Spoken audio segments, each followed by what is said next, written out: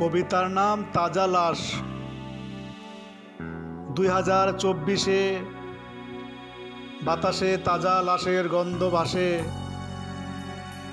সারা দেশ উত্তাল,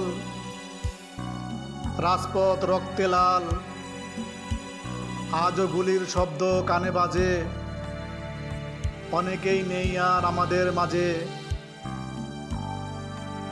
আজও আমরা কানে শুনি মুগ্ধর সেই বাণী, পানি লাগবে পানি, সে কথা বলতে পারবো না কোনো দিনই।